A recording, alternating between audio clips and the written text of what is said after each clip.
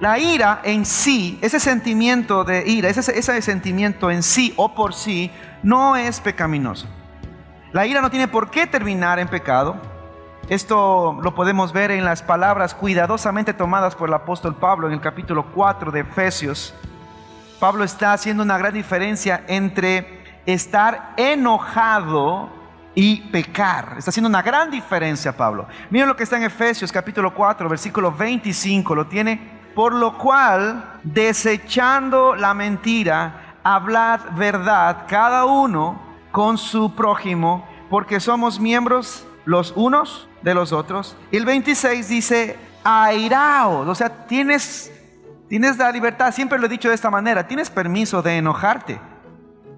Dice, airaos, pero no pequéis. O sea, hay una gran diferencia entre estar enojado o tener iras a estar en pecado. Hay una gran diferencia. Pablo nos está diciendo esto: airaos, pero no pequéis, y no se ponga el sol sobre vuestro enojo. Y el 27 dice, y no le den chance.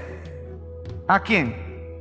Al diablo, al enemigo. Mira lo que está diciendo Pablo. Puedes enojarte, pero no peques, no tomes decisiones en base al enojo. Puedes enojarte y no permitas que termine el día y tú todavía sigas pensando y enojando, pensando en eso que te sacó de casillas. 27 dice, ni le deis. O sea, mira esas recomendaciones, ni le deis. Seguir enojado durante todo el día y tomar decisiones pecaminosas porque estoy enojado es darle chance, darle oportunidad a que Satanás venga y todavía la riegue. A veces fallamos en poder conllevar esto de las iras, y a veces fallamos en ayudar a alguien en cuestión del manejo de las iras. ¿Por qué? Porque simplemente no entendemos este tema. Hemos escuchado que dicen, la ira es pecado. No es muy bíblico que digamos decir que la ira es pecado, porque en la misma Biblia encontramos a Dios diciendo que Él está airado contra los infieles, está airado contra los malvados todos los días. Entonces, no siempre la ira es pecado.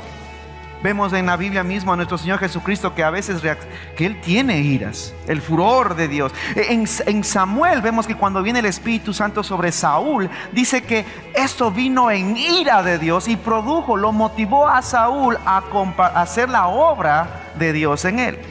Nuestro Señor Jesucristo muchas veces, un par de veces lo hemos visto un poco airado.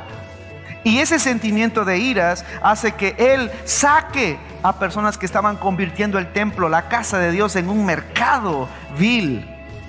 Y hemos visto en Marcos relata que Jesucristo, nuestro Señor, se volvió en iras a los fariseos. Entonces debemos entender ese asunto de la ira, porque no siempre la ira significa que es pecado. No solo esta ira que devoraba a Jesús lo devoraba por dentro, sino que también lo motivó a hacer cosas.